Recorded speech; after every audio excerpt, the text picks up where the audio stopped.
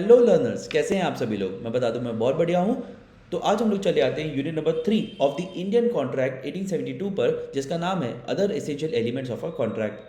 अगर इस यूनिट की बात की जाए तो इस यूनिट के अंदर हम लोग बहुत सारे इंपॉर्टेंट पॉइंट्स पढ़ने वाले हैं और ये यूनिट आपकी एग्जाम के लिए भी बहुत ज़्यादा इंपॉर्टेंट मानी जाती है। अगर देखा जाए इसके अंदर सबसे पहला टॉपिक हम लोग क्या पढ़ने वाले हैं तो वो ये है कि एक अग्रीमेंट कॉन्ट्रैक्ट कैसे बनता है। उसके लिए कुछ चार इंपॉर्टेंट बातें हैं, जैसे कि पहला, it must be signed by competent parties. It must have free consent. वहाँ पर जो कंसिडरेशन एंड ऑब्जेक्ट है वो लॉफुल होना चाहिए। And it must not expressly be declared as void. ये सभी चीज़ें हम लोग पढ़ने वाले हैं। अगर कॉम्पिटेंसी की बात की जाए तो वो हम लोग का पहला टॉपिक होने वाला है। इसके बाद हम लोग चले आएंगे फ्री कंसेंट के ऊपर, और इसके बाद हम लोग चले आएंगे अनलॉफुल ऑब्जेक्ट एंड कंसिडरेशन के ऊपर, और यहाँ पर फिर लास्ट टॉपिक हमारा होने वाला है agreements expressly declared as void. But यहाँ पर एक बोनस टॉपिक भी है जिसका नाम है वेजरिंग अग्रीमेंट। अब ये जो वेजरिंग अग्रीमेंट है ये दोस्तों आपको बिल्कुल भी मिस नहीं करना है। चलिए बात करते हैं हम लोग सबसे पहले ऐसे कौन सी चीज़ें हैं जो एक अग्रीमेंट को एक कॉन्ट्रैक्ट बनाती हैं। तो वो है, it must be signed by competent parties. जो कंसेंट है वो फ्री कंसेंट होनी चाहिए। ऑब्जेक्ट एंड कंसिडरेशन जो है वो लॉफुल होना चाहिए। इसके अलावा it must not expressly be declared as void. ये चीज़ें हम लोग को फुलफिल करके चली हैं। अब बात करते हैं कैपेसिटी टू कॉन्ट्रैक्ट की। तो सबसे पहले जो भी साइन कर रहा है, जो भी कॉन्ट्रैक्ट कर रहा है, वो मेजर होना चाहिए, साउंड माइंड का होना चाहिए, एंड डिस्क्वालीफाइड भी नहीं होना चाहिए। जब हम लोग मेजर की बात करते हैं तो इसके अंदर कुछ इंपॉर्टेंट बातें हैं जो कि हम लोग एक एक करके फटाफट देख लेते हैं। तो उसकी एज कितनी होनी चाहिए? उसकी एज होनी चाहिए as per Indian majority act 1875, जो कि अभी एज ऑफ नाउ 18 ईयर्स दी गई है। इसके बाद बात करते हैं, अगर किसी ने भी माइनर के साथ कॉन्ट्रैक्ट किया तो वो कॉन्ट्रैक्ट वॉइड एब इनिशियो हो जाएगा। इसके बाद no ratification on attaining majority. अगर माइनर खुद भी चाहे कि वो मेजर होने के बाद अपने माइनॉरिटी में किए गए एक्ट को रेटिफाई कर दे तो ऐसा बिल्कुल भी पॉसिबल नहीं है, नो रेटिफिकेशन। बट माइनर जो है वो बेनिफिशियरी हो सकता है, जैसे हम लोग इंडियन पार्टनरशिप एक्ट के अंदर भी पढ़ते हैं, minor can be a beneficiary. इसमें ऐसा भी लिखा हुआ है, minor can always plead minority, यानी कि वो कुछ भी कर दे, वो कुछ भी कर दे, वो हमेशा जाकर बोल सकता है मैं तो छोटा हूँ ना, मैं तो बच्चा हूँ ना, मैं तो माइनर हूँ ना। इसके बाद ये ज़रूर ध्यान रखें कि अगर उसने अपने आप को फॉल्सली मेजर दिखाया हुआ था, अपने आप को फॉल्सली मेजर दिखाया हुआ था, क्या फिर भी वो माइनॉरिटी प्लीड कर सकता है? बिल्कुल यस, वो फिर भी माइनॉरिटी प्लीड कर सकता है। इसके बाद बात करते हैं रूल ऑफ एस्टोपल। तो rule of estoppel can not be applied against a minor. वो कुछ भी कर ले, रूल ऑफ एस्टोपल भी उसके अंदर नहीं लगता। ये एस्टोपल हम लोग ज़्यादातर इंडियन पार्टनरशिप एक्ट के अंदर पढ़कर आते हैं। फिर बात करते हैं guardian. Guardian can enter into contract on minor's behalf but other than immovable property. Guardian जो होते हैं ना, वो भी on behalf of minor contract में एंटर कर सकते हैं, बट इमूवेबल प्रॉपर्टी के केस में नहीं कर सकते। बट यस, एक कोई है जो यहाँ पर प्रॉपर्टी से रिलेटेड डीलिंग कर सकता है, उसको बोलते हैं सर्टिफाइड गार्जियन, जो कि कोर्ट अपॉइंटेड गार्जियन होता है ना, वो can sell minor's property with sanction of court. यहाँ पर ध्यान रखिएगा, इसमें इमूवेबल प्रॉपर्टी भी शामिल हो जाती है। इसके बाद बात करते हैं no specific performance can be demanded. हम लोग ये यूनिट नंबर 4 के अंदर जाकर पढ़ेंगे कि एक परफॉर्मेंस का तरीका होता है स्पेसिफिक परफॉर्मेंस, वो माइनर के अगेंस्ट एग्जीक्यूट नहीं किया जा सकता। Minor can not be declare as insolvent. Minor जो है वो इंसॉल्वेंट डिक्लेयर नहीं किया जा सकता। Minor can not be partner but admitted for benefits, ये तो हम लोग पहले ही पढ़ चुके हैं। इसके अलावा बात करते हैं, minor can be an agent but not liable to principal. Minor agent हो सकता है but not liable to principal. Minor agent हो सकता है but he is not liable to principal. फिर minor can draw, deliver and endorse negotiable instrument without himself being liable. वो खुद liable हुए बिना ड्रॉ भी कर सकता है नेगोशिएबल इंस्ट्रूमेंट, डिलीवर भी कर सकता है और एंडोर्स भी कर सकता है। इन तीन टर्म्स का क्या मतलब है, ये हम लोग नेगोशिएबल इंस्ट्रूमेंट एक्ट के अंदर सीखते हैं। इनफैक्ट ये थोड़ा सा हम लोग अकाउंट्स के अंदर भी जरूर सीखते हैं, बिल्स ऑफ एक्सचेंज के अंदर। चलिए फिर आते हैं, minor can not bind parent और guardian unless minor act as agent. अगर माइनर ने एजेंट की तरह एक्ट किया है तभी तभी वो पेरेंट्स को बाइंड कर सकता है, अदरवाइज नहीं कर सकता।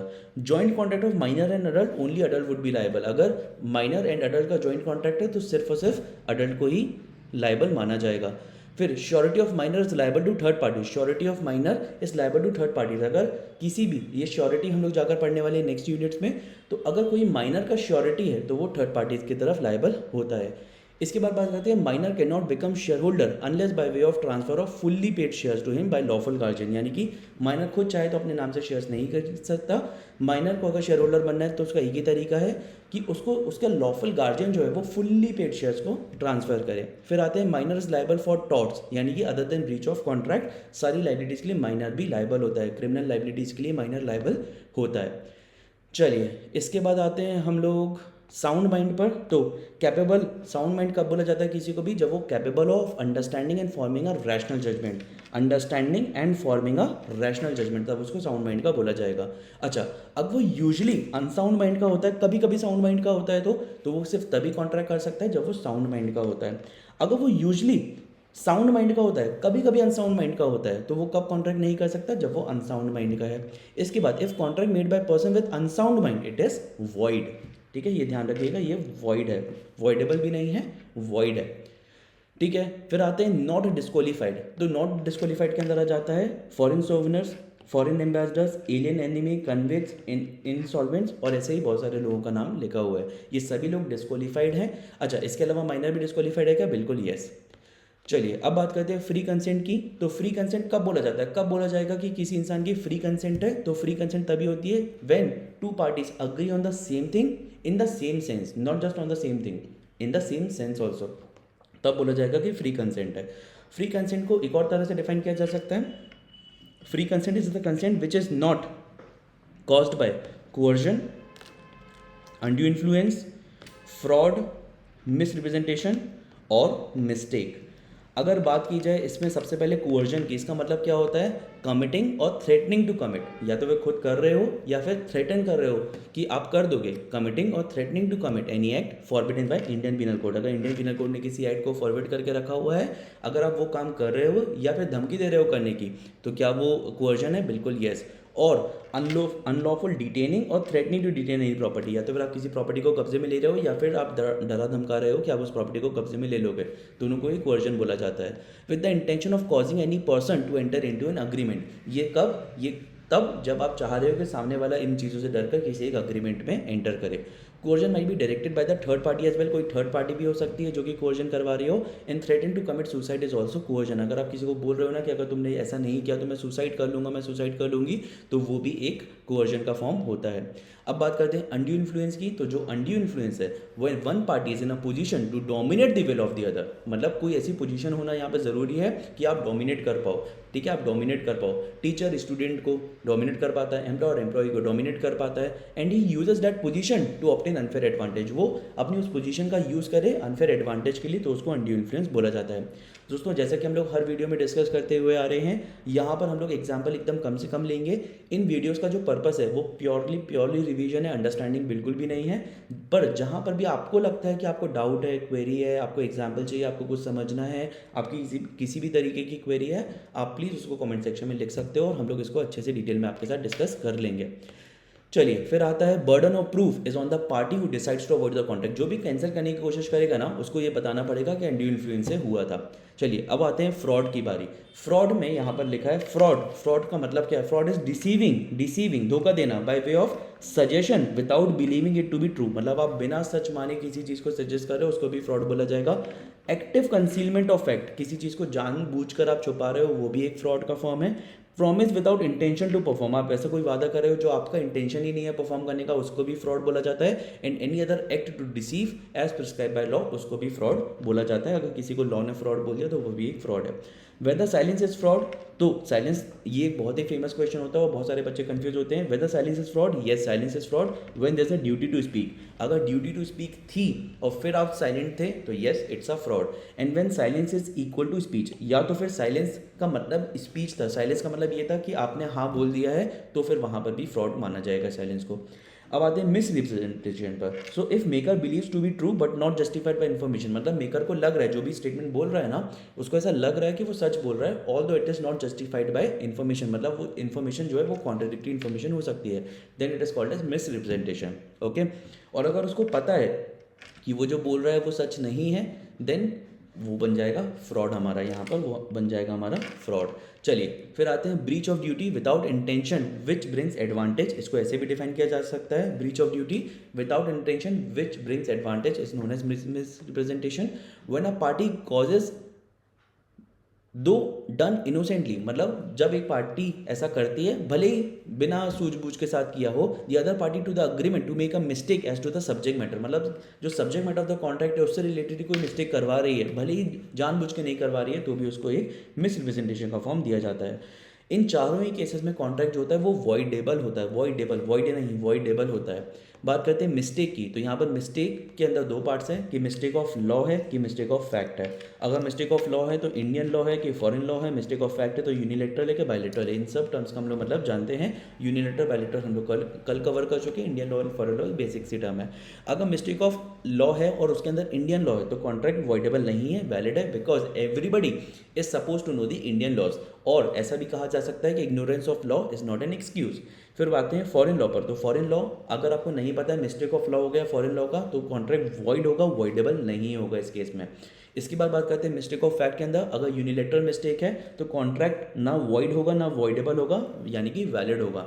और अगर बायलेटरल है तो ये वॉइड हो जाएगा। इसको याद रखने के लिए हम लोग ऐसा याद रख सकते हैं कि जो शुरू के 4 पॉइंटर्स हैं, यानी कि कोअर्जन है या फिर अनड्यू इन्फ्लुएंस है या फिर फ्रॉड है या फिर मिस रिप्रेजेंटेशन, इसमें वॉइडेबल होता है, और बाकी मिस्टेक के लिए हम लोग इस चार्ट को रेफर कर सकते हैं।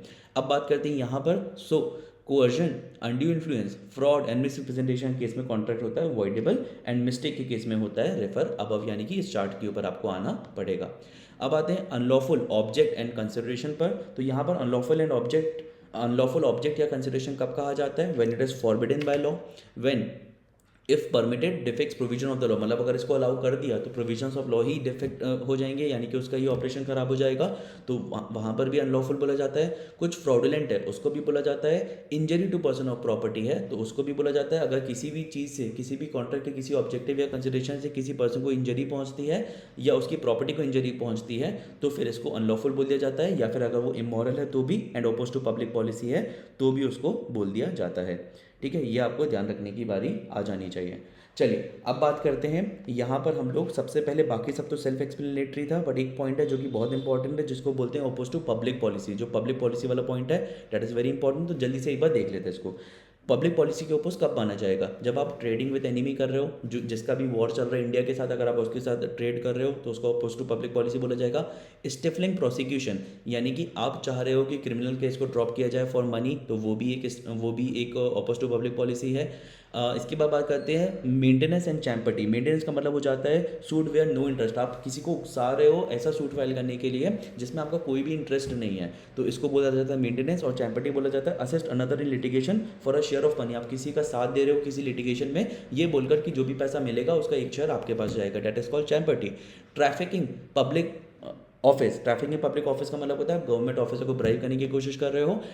टेंडिंग टू क्रिएट मोनोपोलीज, आप ऐसा कुछ काम करें जिसकी वजह से मोनोपोलीज बन जाएंगी, तो वो भी ये पब्लिक पॉलिसी के अगेंस्ट आता है। मैरिज ब्रोकरेज अग्रीमेंट, यानी कि आप बोल रहे हो कि शादी मत करो, नेगोशिएट मैरिज फॉर रिवॉर्ड, आप शादी करवाने के लिए, मैरिज ब्रोकरेज अग्रीमेंट शादी करवाने के लिए। मैरिज ब्यूरो का पॉइंट यहाँ पे लिखा हुआ था, वो शादी नहीं करवा रहे होते हैं, वो शादी के लिए फोर्स नहीं कर रहे होते, वो लोग सिर्फ मिलवा रहे होते, तो वो कवर नहीं होते यहाँ पर।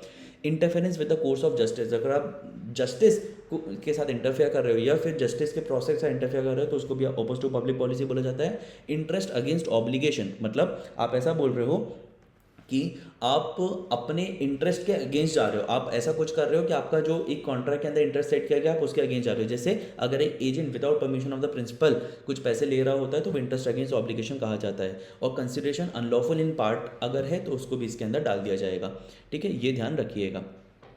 चलिए ओके अच्छा, एक चीज़ बताइए, मेंटेनेंस इन चैप्टी वैलिड है क्या? बिल्कुल वैलिड है, बट उसका मैलिशियस मोटिव नहीं होना चाहिए, यानी कि एक गुड फेथ में आपको काम करना चाहिए। बात करते हैं agreements expressly declared as void, जो कि इस चैप्टर का ऑफिशियली लास्ट टॉपिक भी हो सकता है अगर बात की जाए वेजरिंग के अलावा तो चलिए expressly agreements expressly declared as void की बात करते हैं। तो ये बहुत ही सिंपल सा है, इसको एक एक लाइन में बस समझ लीजिएगा। Made by incompetent parties, incompetent parties ने अगर किया हुआ है तो बायलेटरल मिस्टेक ऑफ फैक्ट है, दोनों तरफ से मिस्टेक ऑफ फैक्ट है, तो अनलॉफुल ऑब्जेक्ट या कंसिडरेशन है, तो अनलॉफुल ऑब्जेक्ट या फिर कंसिडरेशन है तो अच्छा बायलेटरल मिस्टेक ऑफ फैक्ट, हम लोग यहाँ पर आते हैं बायलेटरल मिस्टेक ऑफ फैक्ट। देखिए यहाँ पर हम लोग ने ऑलरेडी वॉइड लिखा हुआ था। फिर आते हैं हम लोग यहाँ पर अनलॉफुल ऑब्जेक्ट या कंसिडरेशन है तो भी वॉइड हो जाता है। अनलॉफुल ऑब्जेक्ट और कंसिडरेशन इन पार्ट्स, सिर्फ पार्ट्स में है, मतलब पूरा पूरा अनलॉफुल नहीं है, थोड़ा बहुत है, तो भी वो वॉइड हो जाएगा पूरा का पूरा agreement. Agreements made without consideration, अगर विदाउट कंसिडरेशन है तो वॉइड माना जाएगा, ऑल्दो कुछ केसेस में अलाउ किया गया है, जो कि हम लोगों ने पिछले वीडियो में यूनिट नंबर 2 के अंदर देखा हुआ है। फिर बात करते हैं agreements in restraint of marriage, यानी कि आप किसी को पैसे दे रहे हो, कंसिडरेशन दे रहे हो नॉट टू मैरी, तो वो भी एक गलत बात है, वॉइड माना जाएगा। Agreements in restraint of trade, किसी काम को करने से रोकने के लिए अगर आप कंसिडरेशन दे रहे हो तो वो भी एक जो है वॉइड अग्रीमेंट माना जाएगा। Agreement in restraint of legal proceedings ना करने के लिए कंसिडरेशन दे रहे हो, वो भी एक वॉइड अग्रीमेंट माना जाएगा। Agreement the meaning of which is uncertain, हम लोगों ने पहले भी पढ़ा हुआ था, सर्टेन होना चाहिए, ऑफर भी सर्टेन होना चाहिए, वैग नहीं होना चाहिए। उसी तरीके से अग्रीमेंट भी जो है उसका भी मीनिंग सर्टेन होना चाहिए। अच्छा, अगर किसी वजह से ऐसा है कि मीनिंग अभी तो अनसर्टेन है, बट अगर रीजनेबल एफर्ट्स लिए जाएं तो मीनिंग क्लियर हो जाएगा, तो क्या वो वैलिड है? बिल्कुल यस, वो वैलिड हो जाएगा, इसलिए इसको स्टार मार्क किया गया है। और वेजन का अग्रीमेंट जो है, ऑल्दो उसको यहाँ पर शामिल किया गया है, बट हम लोग उसके बारे में नीचे पढ़ लेते हैं। बट इसके अलावा एक चीज़ छूट जाती है, वो है agreement to do impossible acts. अगर आपने कोई इम्पॉसिबल एक्ट किया हुआ है तो वो यहाँ पर अग्रीमेंट्स एक्सप्रेसली डिक्लेयर वॉइड के अंदर कवर्ड है। अच्छा, अब अगर आपको ये नोट्स पसंद आते हैं, अगर आपको लगता है कि नोट्स का प्रेजेंटेशन अच्छा है, ओवरऑल सब कुछ बहुत बढ़िया है, तो प्लीज़ सबसे पहले तो वीडियो को लाइक कर दीजिएगा, शेयर भी कर दीजिएगा, और इन नोट्स को अगर आप एक्सेस करना चाहते हैं तो आप नीचे डिस्क्रिप्शन में दी गई लिंक से एक्सेस भी कर सकते हैं, कोई दिक्कत की बात नहीं है उसमें। चलिए अब हम लोग आते हैं लास्ट टॉपिक पर, जिसका नाम है वेजरिंग अग्रीमेंट। ये एक इंपॉर्टेंट तरह का अग्रीमेंट है और इसके लिए यहाँ पर समरी बनाई गई है।